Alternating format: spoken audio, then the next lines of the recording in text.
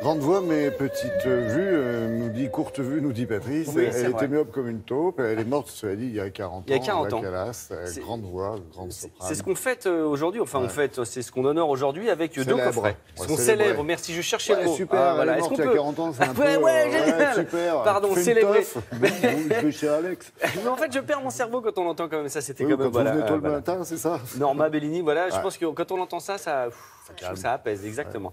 Donc deux magnifiques coffrets, un coffret avec 42 CD, 3 Blu-ray et si vous avez un peu moins les moyens, voilà, un avec 3, qui est très bien aussi. Ça se fait au poids? C'est exactement. Ce qui est intéressant, c'est que ce sont des performances en concert live dont une vingtaine n'ont jamais été éditées. Donc c'est vraiment...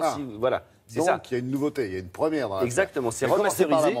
Voilà, et c'est pas genre ah bah oui on les a déjà. Non non là c'est vraiment absolument remarquable. Ce qui est intéressant quand on retrace la carrière de la Calas, de son vrai nom Kalogéropoulos, Maria Sofia Cecilia Anna, voilà. Kalogéro. Et oui.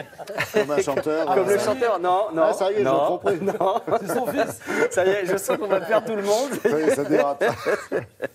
Non, ce qui est intéressant, c'est qu'elle utilisait la technique du bel cantiste, c'est une soprane à la base, et ça lui permet de travailler sur le timbre. Et donc, en travaillant sur le timbre, ça lui permet d'aller un peu plus loin, d'avoir une tessiture plus grande. Et Bernstein disait, c'est la Bible de l'opéra, parce que ça lui permettait de chanter à peu près tout. C'est-à-dire Bellini, des choses comme ça qui sont assez compliquées à chanter et qui sont un peu en dehors de son spectre vocal de soprane. Si jamais vous avez des doutes, je vais réussir à parler français, un extrait.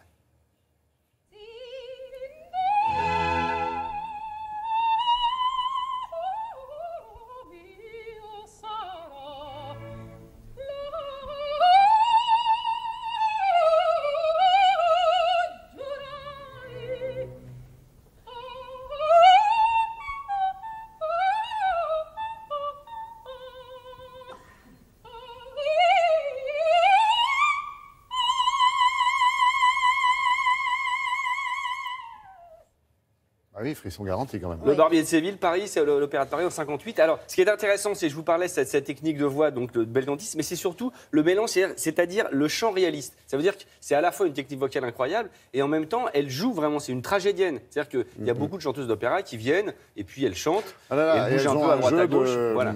De taupe. Voilà, un jeu de quiche. Alors que là, on peut dire ça. Des vrais quiches. Des vrais quiches. Ah non, mais c'est vrai, c'est ce qui fait souvent qu'on n'aime pas ça. Quoi. Oui, parce que c'est un peu statique et c'est un peu genre, oh là là, qu'est-ce qu'elle chante bien, mais voilà, on terrain. Et là ce qui est intéressant, c'est qu'elle rentre à fond dans les personnages. Par exemple, elle perd 40 kilos, comme on le voit là, pour interpréter un rôle. Elle est vraiment complètement dedans. Je vous propose un extrait où on la voit justement, que je ne me trompe pas, c'est dans la Tosca de Puccini, où on la voit complètement interprétée. Vous allez voir, là, elle est vraiment...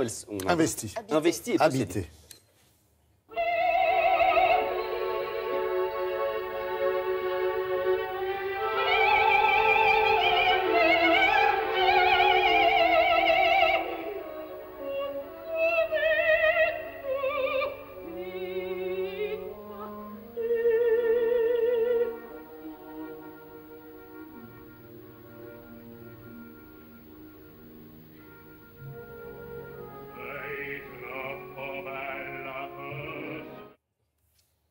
Oui, et métier essentiel, celui de preneur de son et d'ingénieur du son, parce que c'est quand même, il y a de la qualité. Parce qu'aujourd'hui, tant d'années après... Puis surtout, il y a une grande différence. C'est-à-dire que ça peut chanter vraiment tout petit, pianissimo, puis d'un seul coup avoir une ampleur vocale. Voilà, donc il ne faut pas s'endormir. Alors, évidemment, la vie artistique de la Calas, c'est incroyable. Comme en témoigne, c'est 42 10. Mais sa vie de femme, ça n'a pas été Dieu la rigolade tout le temps. Elle était mariée avec Giambattista Menini, qui était son manager, qui était un riche industriel. Puis après, elle a été un peu menée en bateau par Onassis. Ça a été compliqué.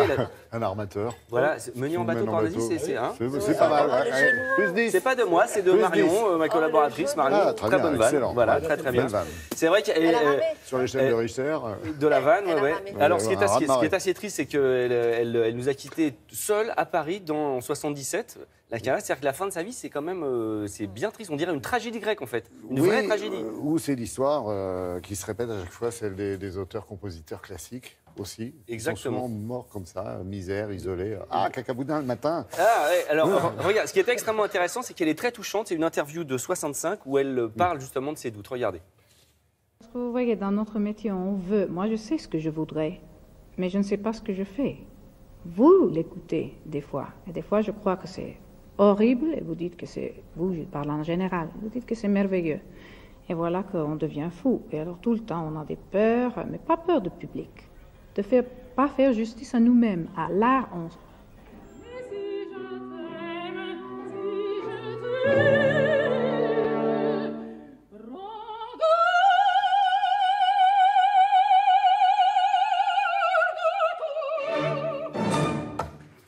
Eh bien, vous savez qu'on en aurait écouté plus sans problème.